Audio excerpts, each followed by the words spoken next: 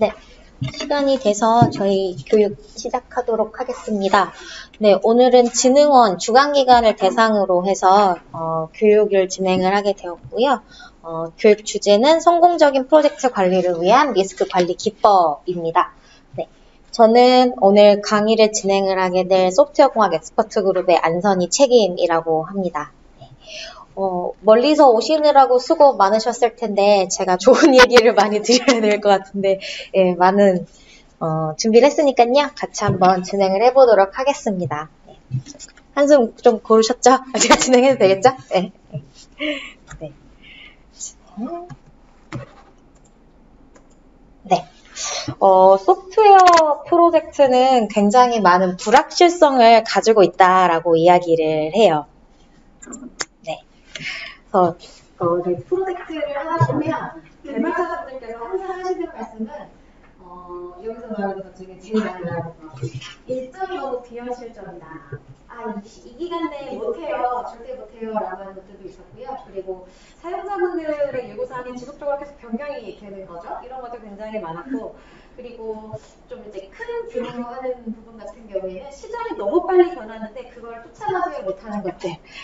관리의 역량, 인력을 찾기 어려운 부분들, 특히 AI 쪽 같은 경우, 블록체인 같은 경우, 이런 쪽에서는 인력을 좀 찾기 어렵다라는 것들처럼 다양한 불확실성을 가지고 있습니다. 그래서 이런 불확실성이 있는 곳에는 항상 위험이 도사리고 있는데요. 그래서 우리가 이 위험이 있는 곳에 이것을 관리하기 위해서 치밀한 노력들이 필요하다라는 부분이 있습니다. 진행하기에 앞서서 위험, 이슈, 그리고 관리, 이 각각의 단어들이 정확하게 어떠한 뜻을 가지고 있는지 먼저 말씀을 드리도록 할게요. 위험, 영어로는 이제 리스크라고 이야기를 하죠. 위험은 우리가 원치 않는 결과를 초래하게 될 발생 가능한, 그러니까 불확실한 미래의 사건이라고 얘기하죠. 야, 거기 그쪽으로 가면 위험해. 너 그대로 놨다가 큰일 나, 위험해 라고 얘기를 하잖아요. 말 그대로 아직 발생하지 않은 문제, 추측이나 추정 이런 것들을 위험이라고 이야기를 합니다. 반면에 이슈는 이제 현실화된 문제라고 이야기를 하죠. 근데 우리가 프로젝트에서는 위험과 이슈를 이제 혼용해서 많이들 쓰세요. 그렇죠? 그래서 이제 원래는 위험은 아직 발생하지 않은 것들, 이슈는 이미 문제가 터져서 우리가 지금 뭔가 대응하고 있는 거를 이슈라고 이야기를 합니다.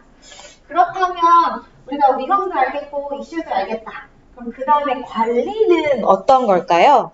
제가 관리라고 하는 게 정확하게 뭔지 국어사전을 찾아봤어요. 국어사전에 어떤 일에 사물을 맡아 처리한다. 그리고 사람을 통제하고 지휘하며 감독한다. 사람의 몸이나 동식물 따위를 보살펴 돌본다. 라고 써있더라고요.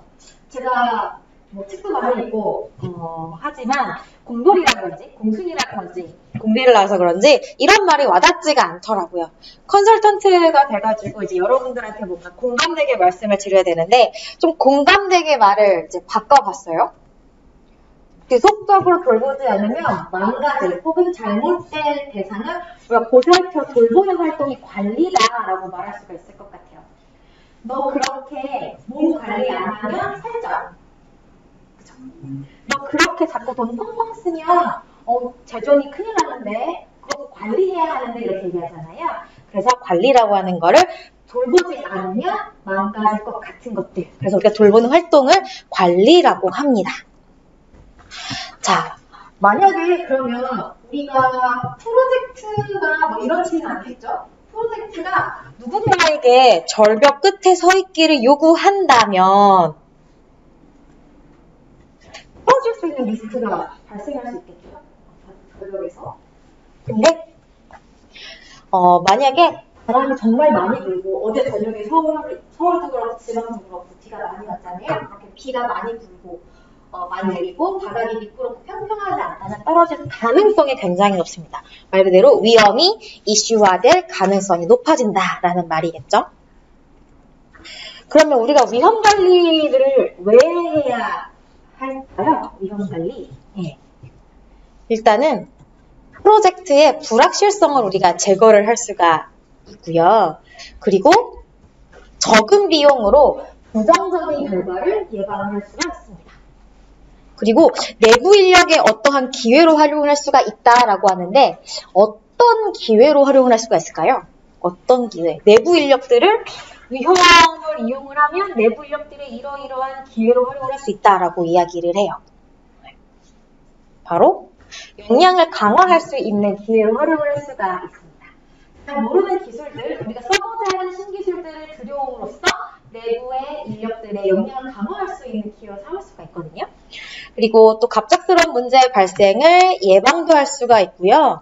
그리고 책임의 전달을 막을 수도 있고 우리가 또 위험을 감내하는 경우에는 경쟁적인 우위를 확보를 할 수가 있겠죠. 아무도 어렵기 때문에 위험이 많기 때문에 아무도 도전해보지 않은 거를 우리가 먼저 선점할 수 있고 그리고 우리가 리딩할 수 있기 때문에 경쟁적 우위를 확보를 할 수 있다라고 말씀을 드릴 수가 있습니다. 그래서 결국은 우리가 프로젝트를 성공의 가능성을 높이기 위해서 위험관리가 필요하다라고 말씀을 드릴 수가 있죠. 그러면 우리가 프로젝트 중에 몇 %만 위험관리에 투자를 한다면 성공의 가능성이 굉장히 높아진다. 높아질 것이다. 이렇게 이야기를 하거든요.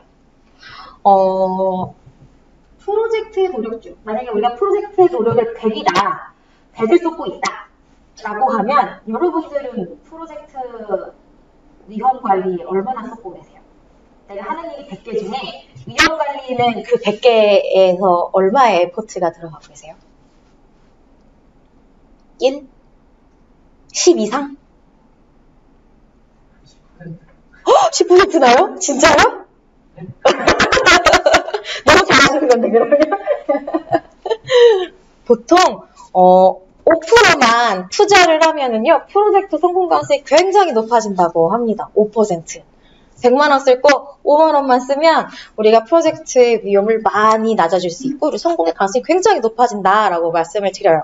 근데 소프트웨어 프로젝트에서 되게 뭐라고 할까요? 독특하다라고 할까? 이 소프트웨어 프로젝트가 정해진 일정 그리고 예산 내에 끝마칠 확률이 굉장히 낮아요. 50에서 75%. 뭐 여러 가지 이유가 있기 때문에 그렇기도 하겠지만 이거를 좀 높이기 위해서 우리가 그래서 항상 위험 관리를 하게 되는 거죠. 위험 관리. 이렇게 돼요. 그래서 우수한 조직들은 적은 비용으로 큰 위험을 줄이는 방안을 적극적으로 모색한다라고 이야기를 합니다. 예를 들어서 제일 많이 하는 활동이 뭐냐면요. 리뷰하는 거예요. 리뷰하는 거. 뭔가 외부로 나가기 전에 아니면 우리가 뭔가 적용하기 전에 다 같이 모여서 좋은지 나쁜지 올바른 방향으로 가고 있는지 간단하게 리뷰하는 게 위험 관리를 가장 잘하는 조직의 활동으로 보실 수가 있습니다. 그렇다면 위험 관리는 왜 잘 이루어지지 않을까요? 네.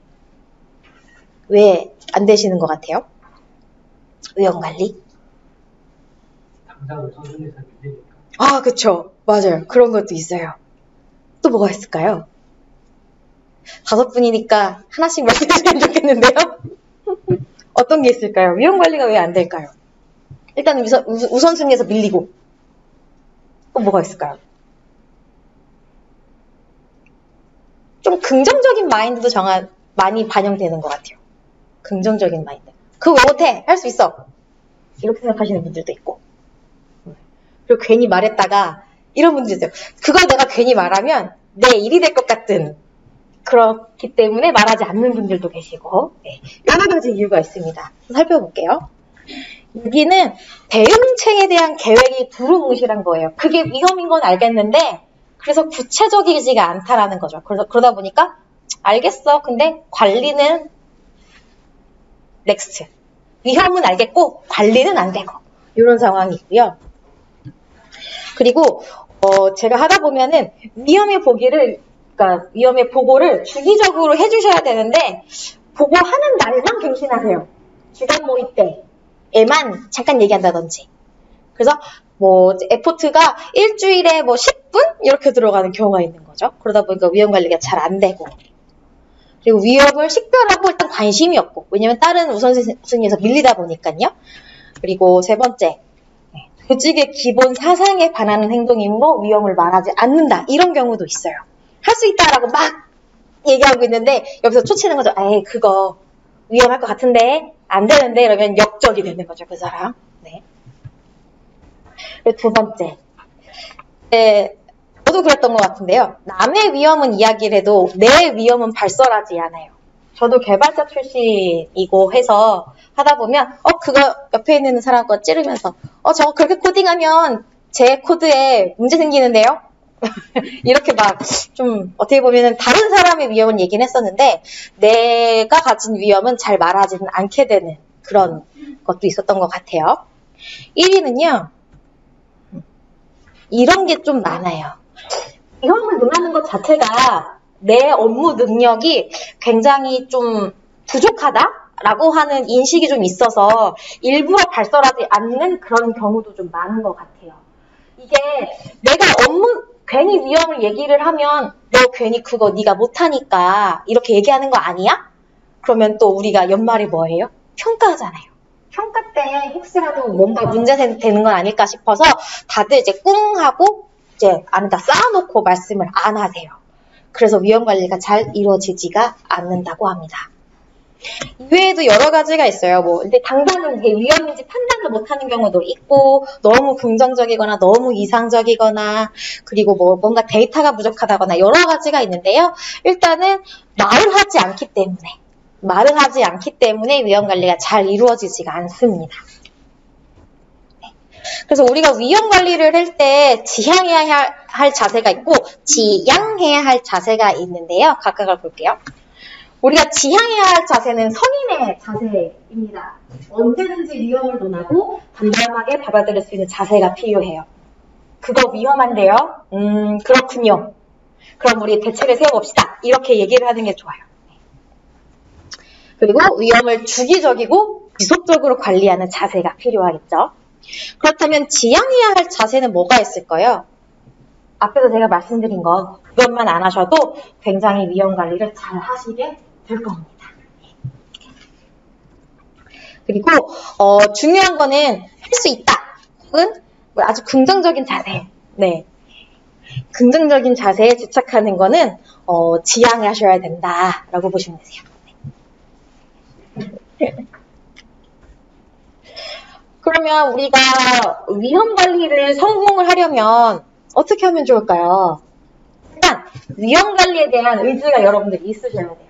의지. 여기서 말하는 의지는 뭐를 얘기를 하는 걸까요? 의지. 나 오늘 다이어트를 시작할 거다 라고 의지가 생겼어요. 그러면 이제 어디에 나가서 나 다이어트 시작할 거야 이렇게 소리 지르지 않잖아요. 뭔가 실제 액션을 취하잖아요. 마찬가지로 위험 관리도 이 의지를 이제 이야기를 하는데 위험 관리에서의 의지는 일단 프로젝트 계획에 위험 관리 방안을 명문화하는 것. 그리고 두 번째는 프로젝트 예산에 위험 해소 비용을 포함하는 것. 그리고 마지막으로는 위험 평가 시에도 그 영향도 프로젝트 계획에 함께 반영하는 게 있고요. 그래서 지속적으로 이 세 가지가 위험관리 대장의 현행화로 이제 실제 보여질 수 있다라고 볼 수가 있습니다. 위험관리를 성공하려면 의지도 필요하지만 우리에게 관리 능력도 갖추어야 하고요. 실질적으로 수행도 해야 하고 그리고 위험관리별 계획이 효과적이었는지 검증도 해야 한다라는 부분이 있습니다. 우리가 위험관리에 필요한 주요 사항들, 소프트웨어 개발 계획에 위험관리 계획을 포함을 하는 거죠. 그래서 한 달 단위로 하겠다, 아니면 데모하고 난 이후에 하겠다, 매일 하겠다라는 등의 계획을 포함합니다. 그래서 저희가 프로젝트, 여러분들 이제 과제들, 참여기관들을 관리할 때 품질관리 계획서를 작성을 하게 돼요. 처음 시작할 때. 거기에 위험관리 방안이 포함이 되어 있어요. 네. 그래서 제가 관리하고 있는 용인시 같은 경우에도 써있어요. 거기 일주일에 한 번씩 누가 하겠습니다. 어디에 관리하겠습니다. 라고 하는 게 있어서 저는 이제 방문할 때마다 그거 가지고 확인을 하거나 아니면 별도로 위험한 건 없으세요? 아니면 현재 상황은 어떠세요? 이렇게 물어보기도 하죠. 그래서 그 다음에 위험관리 계획을 포함을 하면요. 그 다음에는 현행화된 10대 위험 목록을 관리하라 라고 이야기를 합니다. 그리고 위험을 관리할 수 있는 책임자를 임명을 하고요. 그 다음에 위험별 세부 관리 계획을 수립을 하라 하고, 또 중요한 거, 우리가 위험 관리할 때는요, 우리나라에서 중요한 거는 우리나라기 때문에 이게 들어온 것 같아요. 익명성을 보장을 해야 돼요. 익명성. 갑자기 누군가 와가지고 팀장님 이 프로젝트 위험해요 라고 하면 물론 그렇지는 않겠지만 그거를 나쁘게 보시는 경우에는 향후에 KPI에 혹시 적용될 수 있고, 혹은 뭐 이제 에스컬레이션을 하다가 중간에 안 돼가지고 이제 좀 뭐 다이어트로 갔다든지 이럴 때에는 익명성을 좀 보장해 주시는 게 좋죠. 그래서 익명성을 보장을 해주시는 게 우리나라에서는 좀 도움이 되겠다라는 부분이 있습니다. 그래서 그럼 이제 우리 이제 위험 관리를 한번 해보려고 해요. 일단은 그림으로 보면은요, 뭐가 있죠? 절벽이 있네요. 절벽. 일단 위험을 식별을 하게 되는 거죠. 절벽. 저거 위험한데 라고 하죠. 위험 식별하는 경우에는 우리가 어떻게 하냐면요. 당장 위험을 식별해라 라고 하면 여러분들은 멘붕에 빠질 수가 있어요. 갑자기? 좀 이따가 실습도 해볼 건데요. 아마 당황하실 거예요. 갑자기? 이럴 거거든요. 위험을 식별할 때는 저희 가이드를 드립니다. 그래서 옛날에 유사한 도메인 혹은 조직의 과거, 프로젝트의 이력, 뭐 조직 문화 이런 것들로부터 위험을 도출을 해보십시오 라고 가이드를 드리고요. 그 다음에 위험이 식별이 됐으면 위험을 분석을 하게 됩니다. 이때는 정말로 이 위험이 정말 발생했다. 발생을 했으면 우리한테 얼마만큼의 피해를 주지? 이런 것들을 파악을 해서요. 우선순위를 도출을 하게 되고 그 다음에 실제 대응 계획을 수립을 해서 누가 어떻게 언제 무엇을 할 건지를 다 정립을 하게 됩니다. 이렇게 끝이냐? 아니죠. 또 다른 위험이 도사리고 있진 않은지 우리가 지속적으로 올바른 방향으로 가고 있는지 지속적인 모니터링을 수행을 하는 식별, 분석, 계획, 수립, 지속적인 모니터링 이 4가지의 단계를 수행을 하게 됩니다. 위험을 식별하는 건데요. 처음부터 위험을 식별하는 중요한 방법은 누구에게서 정보를 수집하는 게 제일 좋다라고 이야기를 합니다. 어디한테 수집하는 게 제일 좋을까요? 저는 새로운 회사를 많이 방문을 하는데 그때마다 위험을 많이 식별해요. 제가 어떻게 위험을 식별할 수가 있었을까요? 위험관리 컨설팅을 많이 해서? 그건 아니겠죠. 어느 회사든 가서 이거 위험한데 한 10분이면 몇 개 뽑을 수 있어요.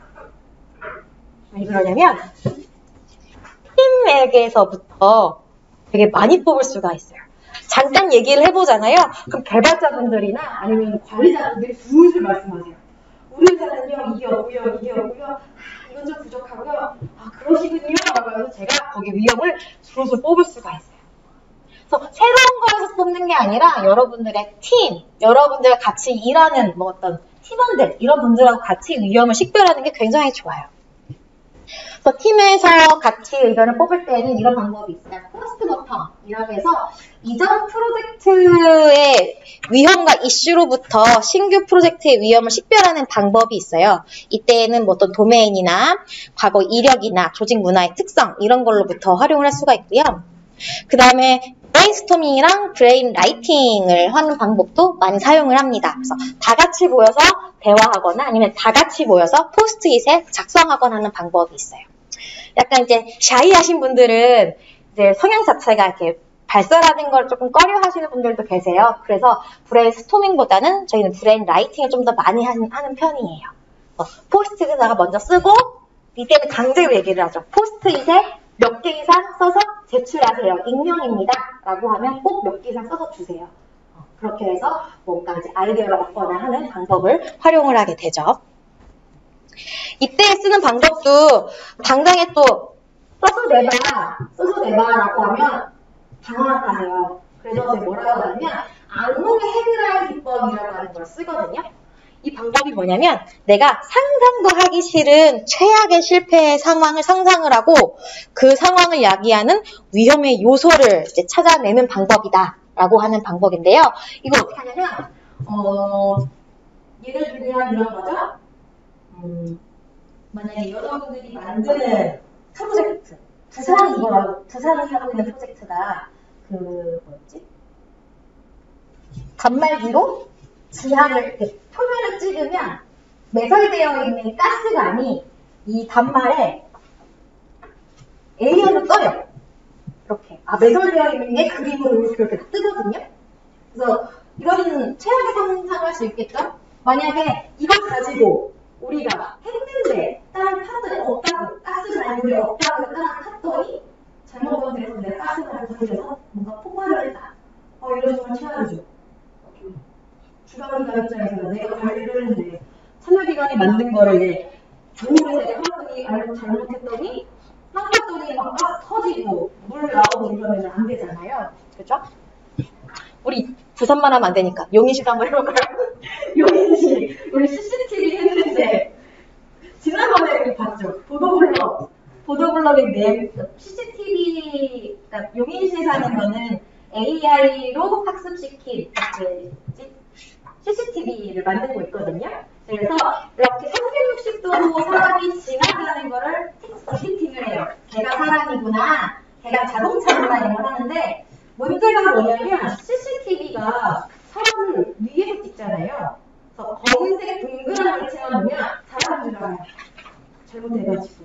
그래서 지난번에 중간 점검을 했는데요. 보도블럭에 하필 그 보도블럭이 흰색과 검은색으로 이렇게 되어 있던 거죠. 그랬더니 아무도 없는데 검은색 보도블럭을 사람으로 인지를 하고 이 사람입니다 라고 자꾸 디텍팅을 하더라고요. 그래서 학습 데이터를 더 많이 가질 필요라고 말씀했었는데 이런 여러 가지 그런 것 때문에 나타나는 것이 많잖아요. 여러 가지 생각을 해보는 거죠. 그래서 우리가 만드는 제품이 실제 밖으로 나갔을 때 나타날 수 있는 여러 가지 실패 상황들. 그래서 제일 쉽게 생각해 볼 수 있는 건 이거예요. 우리가 하고 있는 프로젝트가 팔았는데 분명 사람에게 뭔가 해를 끼치는 사건이 터지는 경우, 이 경우를 생각해서 뭔가 위험을 보는 게 가장 쉬운 방법이다라고 말씀드릴 수가 있어요. 그 다음은 이제 데일리 미팅을 활용을 하는 방법인데요. 실제 저희 회사에서 하고 있는 건데 매일 10분 정도가량 이제 회의를 하는 거죠. 어제 뭐 했고 오늘은 뭘 할 것이며 너가 일을 하고 있는데 장애인 요인들은 없는가 이런 것들을 물어보는 경우가 있어요. 그러면서 위험을 도출을 내는 방법이 있습니다. 그리고 마지막으로는 결판의 기법이 있어요. 전문가들에게 의견과 생각을 구하는 방법인데요. 저 같은 사람들, 제3자가 들어가서 여기는 AI를 쓰기 때문에 이러이러한 부분에 위험이 있습니다. 여기는 드론을 쓰기 때문에 이러이러한 문제가 있습니다. 라고 하는 것처럼 전문가 찬스를 구하는 거죠. 이런 식으로 위험을 식별을 하고 그 다음에 인터뷰나 문서 검토 수화시나 피시본 그래프 등 다양한 기법들을 활용할 수가 있습니다. 식별하는 게 문제가 아니라요. 근데 중요한 거는 다양한 시각과 영역에서 빠짐없이 이제 식별하는 게 제일 중요해요. 그래서 어떻게 보느냐 쭉 볼게요. 예를 들면 과거의 이력으로부터 뽑을 수가 있어요. 내가 그 사람이랑 일을 해봤기 때문에 혹은 내가 그 프로젝트를 참여해봤기 때문에 뭔가 위험을 뽑을 수 있는 것들. 예를 들어서 S사의 조인성 PM은 요구 사람도 산만적으로 요청하더라. S사의 정성 PM은 주말 작업을 당연하게 하더라. 이런 식으로 내가 그 사람과 뭔가 해봤기 때문에 할 수 있는 위험들을 도출할 수 있는 방법이 과거의 이력을 활용하는 거고요. 그 다음은 유사 도메인. 내가 옛날에 그런 프로젝트, 그런 기술을 쓰는 프로젝트를 해봤더니 이러이러한 문제가 있었어. 그래서 이번에도 그런 게 문제가 될 요지가 있어. 위험이 될 수가 있어 라고 하는 게 있죠. 예를 들면 이런 게 있어요. AI 요즘 많이 쓰는데 AI 같은 경우에 항상 얘기하는 게 뭐냐면요. 데이터가 항상 확보가 어려워요. 데이터 확보가 어렵다. 이게 위험하다라고 말할 수가 있고, 그리고 어떤 경우에는 금융 프로젝트나 아니면 법 같은 걸 적용하는 경우에는 법이 바뀌면 그 아키텍처가 바뀌거나 아니면 데이터베이스가 다 바뀌거나 이런 경우가 있어요. 그래서 그거는 법 때문에 뭔가 이슈가 발생할 수 있어. 위험이 발생할 수 있어 라고 하는 것들을 도출할 수가 있습니다. 세 번째는 조직의 특성이에요. 예를 들어서 자사의 조직 문화나 구성원의 성향, 경영진의 관심사, 그리고 일정이나 범위 산정, 인사이동, 휴가 이런 걸로부터 위험을 도출할 수가 있습니다. 그래서 뭐 이런 게 가장 많죠. 사장님이 너무 뭐랄까 아이디어 뱅크이신 거예요. 그래서 A를 보다가 갑자기 B에 꽂히신 거죠. A 접어 빨리 B 이런 식으로 하는 경우도 있고요. 그리고 우리가 연말에는 연차부진 때문에 갑자기 연차를 많이 쓰라고 하는 경우들이 있어요. 그러면은 연말에 잡아놓은 일정이 갑자기 축소가 되는 경우가 발생할 수도 있겠죠. 이런 것들이 있습니다. 그리고 일반적인 요소로서는 이제 표준이나 품질의 목표, 성능, 천재지변 다양한 것들이 있는데 예를 들면 이런 것들이 있어요. 블록체인 같은 경우에는 아직 뭔가 정해지지 않은 상황이라서 지속적으로 봐야 한다. 특히 뭐 그런 게 있고 그리고 작년인가 재작년인가 사드가 한번 터지면서 중국과 관련된 뭐 이제 비즈니스 타겟이 중국으로 잡아놨다가 갑자기 뭐 대만으로 바꾸는 경우도 있었고요. 그리고 지금 우리한테 터진 문제 코로나 때문에 우리가 지금 MBO 달성에 다들 머리감이 있잖아요. 외부나 내부에 뭔가 이제 보고 전시를 했는데 그걸 지금 달성을 못할 것 같아서 다들 위험 요소로 지금 등록이 되어 있잖아요. 이런 것들이 일반적인 요소라고 볼 수가 있습니다. 다음에는 하려고 하는 얘기는 우리가 위험을 뽑아보세요 라고 하면 대체적으로 되게 표면적인 얘기를 많이 하세요. 제가 위험을 컨설팅을 진짜 많이 했는데 저를 당황하게 했던 아직도 기억나는데요. 당황하게 했던 주사가 있었어요. 위험인데 그 주사가 뭐냐면 임신이었어요. 위험이 임신인 거예요. 그래서 아니 위험이 임신이면 축하해야 되는 게 아니야. 그랬더니 자기들은 이게 위험 아니에요. 요즘 세상에 임신이 위험하면 큰일 나는 거 아닐까요? 라고 했더니 그때부터 이제 술술 나오는 거죠. 임신하신 분들이 그 회사에 조금 되셨어요. 서너 분 되셨는데 이게 줄줄이 이제 육아휴직 쓰시면 자기들한테 이제 일이 많이 닥칠 거고 그리고 사람도 뽑기가 어려운 분야였거든요. 그러다 보니까 일정이 밀릴 거고 이런 식으로 쭉쭉쭉 풀리더라고요. 그래서 꼭 제가 하는 말이 뭐냐면 표면적인 것만 말하기 때문에 왜 그걸 뽑았는지를 직접적으로 더 물어보라고 말을 해요. 그래서 5Y의 비법을 쓰거든요. 5Y. 예를 들면 이런 거예요. 요구 상황이 지속적으로 변경되어 일정 지연이 될 수 있다라고 하면 저는 가서 물어봐요. 왜요? 왜 일정이 지연이 돼요? 당연히 요구 상황 변경되고요. 당연한 거예요. 근데 왜 일정이 지연돼요? 뭐하면 요구 상황이 불명확하다 보니까 개발이 완료되었음에도 요구 상황이 또 바뀌고 리워크 발생합니다 라고 말씀을 하세요. 그러면 이제 저는 또 물어보죠. 요구사항이 왜 불명해요? 왜 불명확해요? 그러면 요구사항을 기획자가 정의를 하는데 그거 사용자 수준으로 말한다 이거죠. 그러면 왜 기획자가 요구사항을 정의해요? 당신이 정의하면 되지 않겠어요? 라고 물어보면 상위 레벨의 요구사항 기획자가 하고 상세한 내용은 개발자가 해요. 라고 좀 더 깊게 얘기를 하죠. 그럼 전 또 물어봅니다. 그럼 다시. 근데 당신이 요구사항 정의한다면서요. 근데 왜 요구사항이 또 바뀌어요? 라고 하면 결국은 개발자가 정의한 상세 요구사항을 기준으로 개발을 하는데 데모나 테스트할 때는 기획자의 시각으로 하다 보니까 요구사항이 자꾸 변해요. 라고 하는 거죠. 저는 또 이렇게 얘기하죠. 왜 그런 현상이 발생해요? 라고 하면 결국은 각자 정의한 요구사항이 서로 이제 협의가 되지 않아서 그런 건 아닐까요? 라고 말씀을 하더라고요. 이거는 제가 그냥 쓴 건 아니고요. 실제 서포트라고 하는 회사가 있어요. 그 회사에서 위험관리 컨설팅을 할 때 나왔던 의견이에요. 실제 저런 일을 하더라고요. 이렇게 상세하게 한 스텝 물어보는 게 있습니다.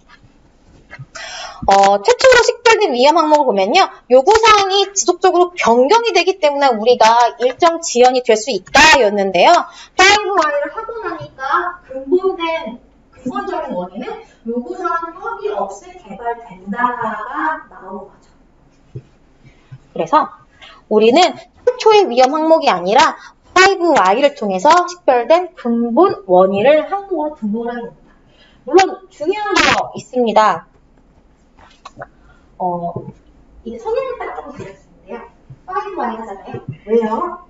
왜요? 이렇게 물어보면 짜증내시는 분들이 되게 싫어하세요. 아니 그게 아니라 막 이러면서 저한테 대들기보다 화를 내시더라고요. 아니요 그게 아니고요. 여보세요. 네, 뭐 이러면서 제가 다시 한번 여쭤보는데요. 그 분의 성향을 봐서 5Y가 잘 적용이 될 수 있는 경우에는 하시고요. 내가 한두 번 물어봤더니 더 물어보면 안 될 것 같다 라고 하면 거기서 멈추는 것도 하나의 방법입니다. 안 그러면 싸워나요. 그래서 이렇게 5Y 하실 때에는 그분의 성향도 한번 고려해보셔서 진행을 하시는 게 하나의 팁이다라고 말씀을 드릴 수가 있겠네요. 그래서 특별한 위험은 이제 위험관리 대장에 작성을 하는데요. 제가 위험관리 교육을 할 때거나 아니면 컨설팅 할 때 주로 뽑히는 사항들을 좀 적어봤어요. 교육장 내에 마이크가 없어서 교육 시 에너지 소모가 클 수도 있겠다. 그리고 어쩔 때는 프로젝터가 없어서 일부 인원이 교육 자료를 잘 보지 못할 수도 있을 수 있겠다. 그리고 오후에 하는 교육은 10번쯤으로 집중력이 떨어질 수도 있겠다.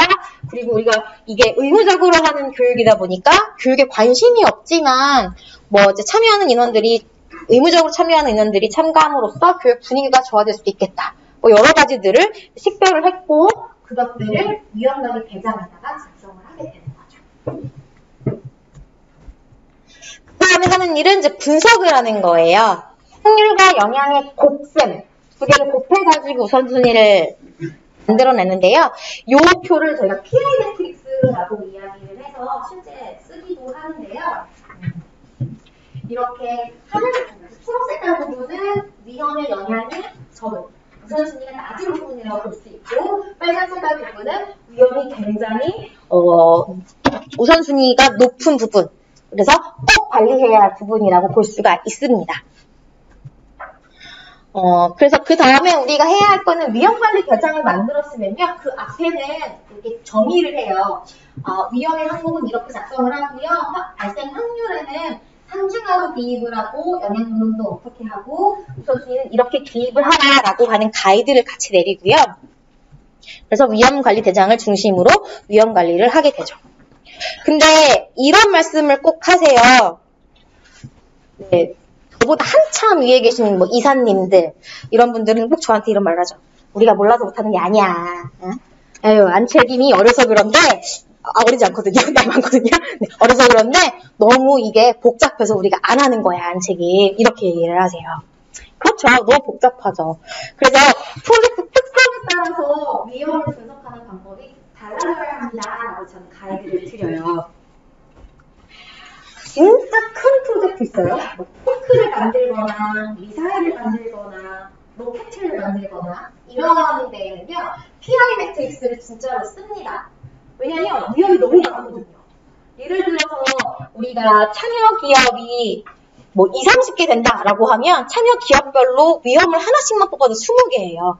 그럼 그 20개를 동등하게 관리를 하기에는 다소 어려움이 있을 수 있어요. 그래서 그때는 PI 매트릭스를 가지고 관리를 하고요. 그렇지 않다. 위험 관리가 처음이거나 아니면 다뤄야 할 위험이 정말 눈에 보이는 경우들이 있어요. 그런 경우에는 그냥 곱하고 말고 떠나서 직관적으로 딱 내릴 수 있는 거죠. 데이터를 분석하는 사람이 없다. 이거 중요하지. 3. 일정이 밀릴 수 있다. 그래서 당연한 거야. 하! 이런 식으로 직관적으로 매기시는 게 좋고요. 이때에는 PI 매트릭스 같은 거 혹은 작성 가이드를 활용하는 것 자체가 오히려 위험이 될 수가 있어요. 오히려 혼란스럽게 만들고 이거 굳이 해야 해 라고 하는 느낌을 줄 수가 있기 때문에 직관적으로 우선순위도 정하고 직관적으로 위험도 등록해보고 이런 식으로 하는 거를 추천을 드립니다. 또 10대 위험관리 목록 작성하는 거를 권장을 해드리고요. 이거 가지고 관리를 하고 계시고 있으십니다. 참여기관들이. 10대 위험 목록은요. PM한테 우리한테 가장 큰 문제가 뭔지를 주지시키는 어떤 도구이기도 하고요. 그리고 이 목록은 2주에 한 번 정도 검토를 하시라라고 이야기를 드리는데 사실은 매주 하는 게 제일 좋고요. 그렇지 않다. 우리가 뭔가 전통적인 대화 방송을 할 때 주간 보고한다라고 하면 매주 하시는 게 좋고요. 아까 저희 회사처럼 매일매일 뭔가 보고하는 게 자유로운 회사다라고 하면 매일 하는 거를 권장드립니다. 그리고 리스트에 중대한 변화가 있을 때에는 적절한 경고 조치도 취해야 하고요. 그리고 가시성 확보를 위해서 목록은 모든 분들에게 공개를 하는 것을 추천을 드립니다. 그리고 목록 대신에 최근에는 많은 시스템을 사용하잖아요. 그래서 위험 관리만 할 수 있는 시스템을 가지고 와서 활용을 하는 것도 하나의 방법이다라고 말씀을 드릴 수가 있습니다. 그래서 저도 이렇게 뽑아본 것들을 가지고 우선순위를 적당히 매겼고요. 그 다음에 제일 어려운 부분이에요. 위험 대응 방안을 수립을 하고 담당자를 할당을 하는 건데요. 위험관리 계획은 육하원칙에 따라서 작성을 하셔야 돼요. 그리고 이 계획을 수행을 해야 할 사람이 필요하고요. 이 육하원칙을 가지고 작성을 하는 게 사실 제가 항상 위험관리 대장을 보면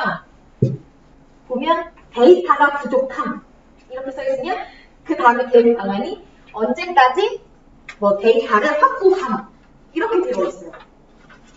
그러면 제가 이렇게 한 수정을 해드리죠. 데이터가 필요한데 어떠한 구체적인 데이터가 필요하세요? 라고 하면 사람의 측면 사진이 필요합니다. 사람의 위에 머리 부분이 필요합니다. 이런 말씀을 주세요. 그럼 위험관리 방안 바뀌어야겠네요. 이러이러한 데이터가 언제까지 수집되면 좋을까요? 라고 해서 계획 잡고 그럼 이건 누가 수집하는 게 좋으세요? 라고 하면서 이거 하나하나를 제가 여쭤봐요.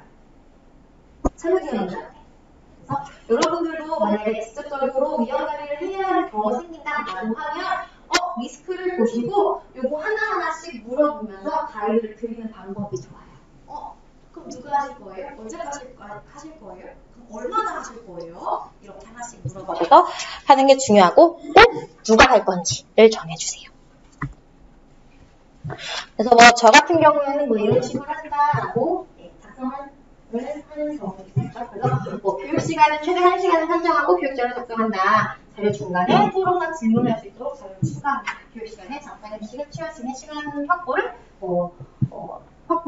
확보를 한다라는 식으로 대응 방안을 상세히 작성을 하고 주기적으로 업데이트를 하는 게 필요합니다. 이런 식으로요. 네. 그 다음에 지속적인 위험 관리, 이제 마지막인데, 지속적인 위험 관리를 위해서는 위험관리 책임자의 선정과 위험관리 대장을 현행화하기 위한 계획이 필요하고요. 이 위험관리 책임자를 정해야 되는데, 대부분 누가 하시려고 하냐면, 그냥 PM님이 하시려고 하는데요. 저는 그거는 비추합니다. 위험관리 책임자는 프로젝트 구성하면서 위험을 발견할 책임이 있는 사람인데요. PM님보다는요, 걱정이 많거나 비관론자적 기질을 가진 분이 굉장히 적합해요. 제가 걱정이 되게 많거든요. 그래서 제가 위험관리 굉장히 잘해요. 그거 안 될 것 같은데, 큰일인데, 이런 식으로 걱정이 많은 분들이, 다른 분들이 봤을 땐 과하다 싶을 정도가 돼도 그런 게 다 위험으로 뽑힐 수가 있어요. 그래서 좀 걱정이 많거나 약간 비관론자적인 기질이 계신 분들을 위험관리 책임자로 이제 선정해 주시는 게 하나의 방법입니다. 근데 위험관리 책임자한테 좀 뭐가 있냐면 약간 악역을 담당하게 되는 것 같죠. 이 사람이 괜히 잘 되는 것 주쓰시는 것 같고 괜히 잘 굴러가는 거에 총 치는 것 같고 이럴 수가 있거든요. 그래서 잘 되는 일 뒷다리만 잡는 사람은 전락하지 않도록 특별 대우를 해주셔야 돼요. 저는 컨설팅을 하다 보면은요, 나름대로 상담을 하나 만들어서 드려요. 당신은 위험관리 책임자로 임명합니다. 이래서 이렇게 드리고 사진 찍고 박수 치고 이런 것도 하거든요. 그러면서 위험관리 책임자를 선정을 하고 위험을 지속적으로 도출하고 현행화할 수 있도록 대응을 하죠. 현행화를 위한 활동으로는 이미 등록된 위험에 대한 관리도 필요하고요. 그리고 새로 도출된 위험에 대한 관리도 필요하고 마지막으로 꺼진 불도 다시 보자. 해결이 완료된 위험에 대해서도 모니터링을 하는 게 필요합니다. 그리고 아까도 말씀드렸지만 2주에 한 번 기상보거나 데일리 미팅을 통해서 위험을 지속적으로 보고하고 관리하는 게 필요하다. 그러면서 지속적으로 뭔가 잘 굴러가고 있는지 새로운 위험은 없는지 이런 것들을 확인하는 게 필요하다. 이런 활동이 필요합니다. 다음은 위험관리를 자산화하는 방법이 필요한데요. 이게 위험도 우리한테 하나의 자산이 될 수가 있어요. 나중에 다른 프로젝트를 시작할 때 맞아 그때 그랬지 라고 생각하는 것보다 뭔가 목록으로 가지고 있으면 그때 거기에다 써놨잖아 그거 한번 살펴보자 이런 식으로 활용을 할 수가 있거든요. 프로를 통해서 진행을 하시는 게 제일 좋고요. 그래서 프로젝트가 종료했거나 아니면 프로젝트가 단계가 바뀐다거나 뭐 스플린트가 종료된다거나 아니면 주요 마일스톤이 끝났거나 예를 들어 얼마 전에 끝난 중간 점검을 했죠. 저는 중간 점검 때를 활용을 해서 위험관리를 자산을 할 수가 있죠. 그럼 어떻게 할 거냐?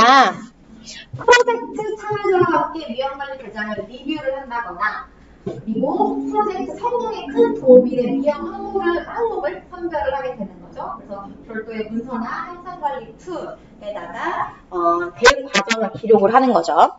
그리고 위험별 대응 과정 중에 미흡했거나 적절했던 항목들을 선정을 해서 얘는 왜 미흡했지? 얘는 왜 적절했지? 이런 활동들이 필요합니다.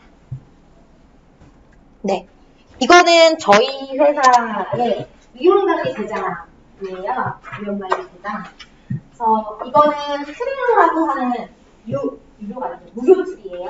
이제 카드로 이렇게 딱딱딱 붙일 수 있는 건데 저희는 매 프로젝트를 진행을 할 때마다 이런 식으로 리스크를 뽑고요. 리스크를 뽑고 대응 과정을 다 댓글로 관리를 하고 있어요. 보시면 저희가 라벨을 달아놨는데 보시면 얘는 주요 리스크다. 얘는 리스크로 뽑았었는데 이슈로 터진 거죠.